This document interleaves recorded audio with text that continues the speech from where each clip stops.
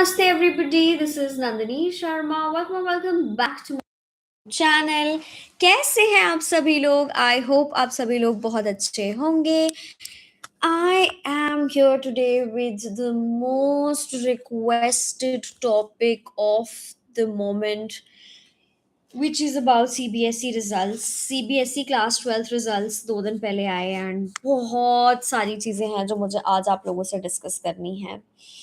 Results आए तो बच्चों का बहुत सारे बच्चों के मैसेजेस आए. बहुत सारे बच्चे परेशान हुए.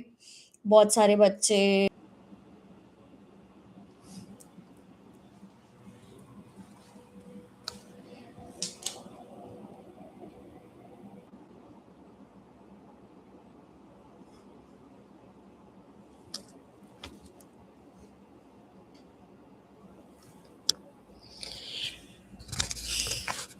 बहुत सारे बच्चे दुखी हैं कि हमारा रिजल्ट वो नहीं आया है जो एक्चुअली आना चाहिए था. हमने 90-95 एक्सपेक्ट करे थे पर हमारे 90-95 बिल्कुल भी नहीं आया. हमारे 70% नंबर आए हैं, 75% नंबर आए हैं.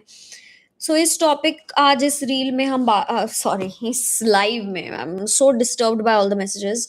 इस वीडियो में हम बात करने वाले हैं 3 चीज़ों की. पहली कि इस साल रिजल्ट में ऐसा क्या हुआ है, ठीक है.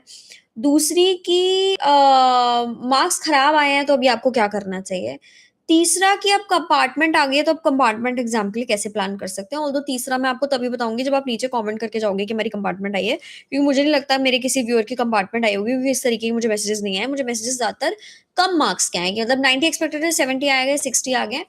तो शुरू करते हैं इस चीज को. पहली बात तो इस साल रिजल्ट खराब क्यों आए. पहले ये समझो कि ये साल नॉर्मल बिल्कुल भी नहीं था. पास परसेंटेज 85.2% रही है. पिछले साल इट वाज 88%. 3% का ड्रॉप, ठीक है. 3% का ड्रॉप का मतलब है बहुत बड़ा ड्रॉप है, क्योंकि बहुत बच्चे पेपर दे रहे थे. आप समझो कि 100 बच्चा पेपर नहीं दे रहा था कि 3 बच्चे की, मतलब 3 कमी कहाँ आई है कि 3 बच्चों का 3 बच्चों ने नहीं दिया 100 में से. ड्रॉप 88 से 85% है, राइट. तो इट इज 3 इंटू जितने हंड्रेड्स थे वहां पे 1.63 लाख, यानी कि 1.5 लाख बच्चों की कंपार्टमेंट आई है. और ये नंबर बहुत बिग है, ये कोई छोटा मोटा नंबर नहीं है कंपेयर टू प्रीवियस ईयर्स. सवाल ये है कि ऐसा हुआ क्यों. इसका सीधा जवाब हमें एक ही समझ में आता है. सीबीएसई ने पहली बार on screen marking system use किया, जिसको शॉर्ट में हम ओएसएम बोलते हैं. मतलब कि आंसर शीट्स टीचर्स को फिजिकली चेक नहीं करनी थी. तुम्हारी कॉपी स्कैन होगी, स्कैन के बाद अपलोड होगी, अपलोड के बाद टीचर्स उसको एक स्क्रीन पे चेक करेंगे डिजिटली. अब उस डिजिटल चेकिंग के लिए टीचर्स रेडी नहीं थे तो उससे क्या हुआ कि जब उन्होंने चेकिंग करनी शुरू करी तो ब्लर आई कई शीट्स, क्योंकि स्कैनिंग ठीक से नहीं हुई थी. कई जगह पर बहुत बार सिस्टम लॉग आउट हो गया तो ऑटो चेकिंग हो गई. जितने टीचर्स ने मार्क्स लगाए थे वो रीड नहीं हो पाए. बहुत सारी इस तरीके की परेशानियां आई हैं और उस सब वजहों से जो मार्क्स हैं वो टोटल गड़बड़ बने हैं. अब इसके लिए टीचर्स को ट्रेन करना चाहिए था. ट्रेन करने के लिए पैसा लगता है और इंडिया के पास पैसा तो है नहीं एजुकेशन पे खर्च करने के लिए. तो हुआ क्या कि आपको रैट्स की तरह ट्रीट करा गया, जिसमें से कुछ रैट्स पास हो गए जिनके अच्छे नंबर आ गए, और कुछ रैट्स फेल हो गए जिनकी जो शीट्स हैं उसमें कुछ ना कुछ गड़बड़ आ गई. तो ये प्रॉब्लम इस बार हुई है.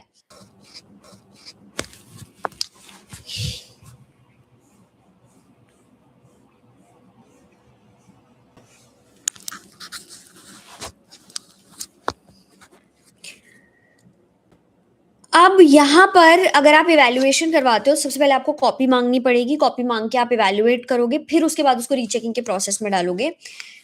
तुम्हें लग रहा है कि तुम्हारे 85 आए हैं, 85 आने चाहिए फिजिक्स में, सपोज आए 68 है, तो 17 मार्क्स का गैप है.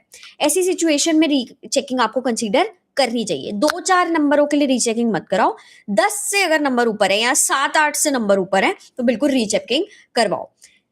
तो ये चीज आपको करानी है. होगा क्या, मैं आपको पूरा थोड़ा प्रोसेस समझा देती हूँ कि पहले रीचेकिंग में आपको वेरिफिकेशन ऑफ मार्क्स है. इसमें चेक होता है कि मार्क्स मिले हैं वो करेक्टली हुए, ऐड हुए हैं या नहीं, ठीक है. एक्चुअल आंसर शीट कोई नहीं पढ़ता है. दूसरा ऑप्शन है फोटोकॉपी ऑफ आंसर शीट. ये सबसे इंपॉर्टेंट स्टेप है. फोटोकॉपी मांगो, कॉपी देखो, टीचर से करवाओ. और फिर तीसरा ऑप्शन होता है इसके बाद का री इवैल्यूएशन, जिसमें जो एग्जामिनर है वो तुम्हारा जो कॉपी है उसको दोबारा से चेक करेगा। सो ये प्रोसेसेस हैं आगे के। इसके अलावा रो मत, परेशान मत हो। आपको पता है सिस्टम ने आपको फेल किया है, तो अब आपको क्या करने की ज़रूरत है? आपको यहाँ पर आगे की सोचने की ज़रूरत है कि अब हमारा एडमिशन कैसे होगा? एडमिशन के लिए क्या करने की ज़रूरत है? अच्छे से सीयूईटी दो, अच्छे से अपने एंट्रेंस एग्ज़ाम दो, अलग-अलग। आज भी मैंने एक स्टोरी डाली है एक पेपर के बारे में कि कौन-सा आप पेपर और भर सकते हो for your college admission. College में एडमिशन होने के बाद बहुत लोग नहीं पूछेंगे कि आपके कितने मार्क्स आए थे। तो यहाँ पर सिस्टम ने आपको फेल ज़रूर कर दिया है, पर आपके पास वे आउट्स क्या हैं, अब उसको सोचने की ज़रूरत है। सिस्टम के खिलाफ हम आवाज़ उठा रहे हैं, उन वीडियोज़ को सपोर्ट करो, उन वीडियोज़ पे कमेंट्स, लाइक्स, शेयर सब कुछ करो, ताकि उन वीडियोज़ को हम गवर्नमेंट तक, सिस्टम तक पहुँचा सकें। तो मेरा बहुत बड़ी सॉरी है कि आप ऐसे देश में हो जहाँ पर हम एजुकेशन सिस्टम को ठीक नहीं कर पा रहे हैं, जहाँ पे सिस्टम आपको हर साल फेल कर रहा है। हर बार कुछ ना कुछ ऐसी चीज़ हो जाती है, जैसे रीनीट हो गया, फिर से नीट वाला हो गया, ये सीबीएसई वाला हो गया। तो बहुत सॉरी फ़ील करती हूँ, ये मेरा यूथ जो है, मेरे जो बच्चे हैं, मेरे जो यंग बच्चे हैं, जिनको मैं भाई-बहन की तरह मानती हूँ, उनके साथ ये हुआ है। बहुत सॉरी हूँ, but one sheet of paper can not decide your future. ये बात आज सच में सच है। ये नहीं डिसाइड करे तुम्हारा फ्यूचर।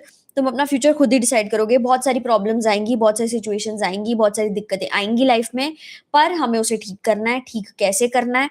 हमें आगे के बारे में सोचना है, हमें सॉल्यूशन ओरिएंटेड बनना है। तो अब आप क्या कर सकते हो? नीचे कमेंट कर सकते हो। कोई भी डाउट अगर आपको हो, कोई भी प्रॉब्लम आ रही हो, मैं पूरी कोशिश करूँगी कि आपकी वन ऑन वन हेल्प कर सकूँ, हर बच्चे की जो इस पे कमेंट करता है कि आपको एग्ज़ैक्टली क्या प्रॉब्लम आई है। So thank you so much for joining in. God bless you all the very best. Stress नहीं लेना, टेंशन नहीं लेनी, मैं आपके साथ हूँ। कल फिर मिलेंगे किसी नए टॉपिक के साथ। तब तक के लिए this is Alaska signing off.